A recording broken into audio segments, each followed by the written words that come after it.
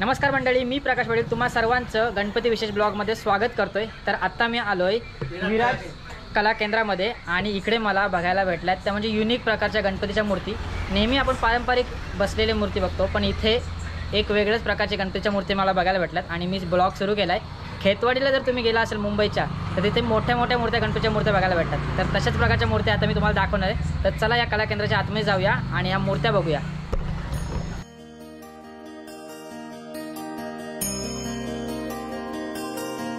तर हा कला केंद्र तुम्हाला जोहे रोडला बघायला भेटेल। हा सगळं संपूर्ण ॲड्रेस आहे। आता आपल्यासोबत मुकेश आहेत, आपल्याला त्या मूर्त्या दाखवणार आहेत। आणि हे बघा, अशा प्रकारे काही होणार नाही। जर तुम्हाला लोकांना भीती वाटत असेल की मूर्तीला काय होईल, तर ही मूर्ती कुठली आहे? मूर्तीचं नाव काय? कमलावर आहे। ह्याचा काय रेट असेल? 14,000 आहे। मुके 14,000 आहे ना। तुम्हाला जर भीती वाटत असेल की मूर्तीला काय होईल, तर हे बघा, स्वतः इथं टेस्टिंग करून दाखवतात आणि जबरदस्त आहेत। त्याच्यानंतर हा वामन अवतार, ओके, वामन अवतारामध्ये आहे। त्याच्यानंतर आपला जय श्री राम अवतार आणि हौसावर गणपती बाप्पा जबरदस्त आहे। आणि बघा याच्यावर संपूर्ण त्यांनी प्रत्येक छोट्या छोट्या गोष्टींचा कसं लक्ष ठेवलं। कलर कॉम्बिनेशनसुद्धा बघा चांगलं बघायला भेटते आणि मूर्तीची पेंटिंगसुद्धा बघा एक नंबर आहे। त्याच्यानंतर शेषनागावर हे बघा गणपती बाप्पा जबरदस्त, आणि हे पण शेषनागच आहे, फक्त कलर डिफरंट आहे। तर आता तुम्ही बघताय त्या इकडच्या सर्वात अट्रॅक्टिव्ह मूर्त्या आहेत, जय श्री राम आणि इकडे आपण हनुमान आणि राम अवतारामध्ये गणपती बाप्पा।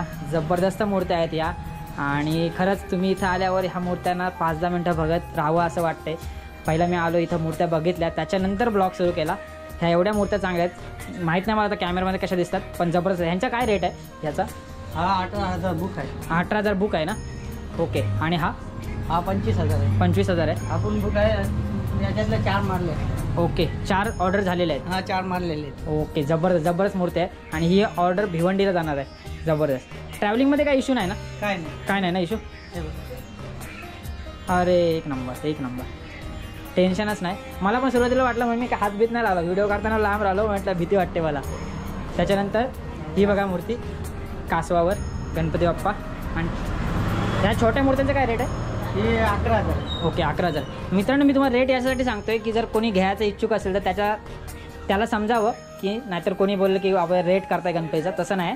शेवटी हे सेलिंगसाठी लावलेत आणि ह्यांचा बिझनेस आहे आणि मूर्त्या खूप चांगल्या केल्यात त्यासाठी। आणि नक्की जर तुम्हाला मूर्त्या आवडल्या असेल तर ह्याला कॉन्टॅक्ट करा, मी कॉन्टॅक्ट नंबर तुम्हाला स्क्रीनवर दिसत असेल। हे बघा, हे कुठलं? हे पण ना, ओके। आणि त्याच्यानंतर मग मोरावर गणपती बाप्पा, एकदम छोटी मूर्ती आहे, ओके, जबरदस्त जबरदस्त। म्हणजे काहीच टेन्शन नाही। जर तुम्हाला ट्रॅव्हलिंगचा वगैरे काही इश्यू वाटत असेल किंवा न्यायाचं कसं किंवा घरी काय प्रॉब्लेम वाटत असेल तर असं काहीच नाही, जबरदस्त। हे बघा किती शेक होत आहेत गणपती, पण काहीच होत नाही, जबरदस्त। अशा प्रकारच्या मूर्त्या इथं तुम्हाला बघायला भेटतील। तर चला मित्रांनो, संपूर्ण कारखाना फिरून झाला आहे आणि खूप जबरदस्त मूर्त्या ह्या दादाकडून मला बघायला भेटल्यात। नक्कीच खेतवाडीमध्ये गेल्यासारखं मला फील झालं, फक्त त्या मूर्त्या मोठ्या असतात, इथे छोट्या मूर्त्या त्यांनी काढल्या, मुंबई टाईप असतात ना। मुकेश दादा, ह्या मूर्त्या कुठपर्यंत तू पाठवतोस, म्हणजे ट्रान्सपोर्ट वगैरे?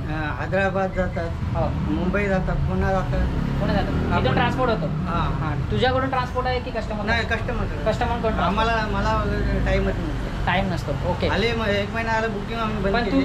Okay okay. तर दादाचा हा कार्ड आहे, नक्कीच इथे नंबर वगैरे आहे, बघून घ्या। मी स्पेशली ब्लॉग करणार नव्हतो, मी आता फक्त बघत आलेलो, पण इकडच्या मूर्त्या बघून मी स्पेशली हा ब्लॉग केला आहे। भेटूया अशा प्रकारच्या आणखी व्हिडिओजमध्ये, तेव्हापर्यंत स्टे सेफ, स्टे हॅपी।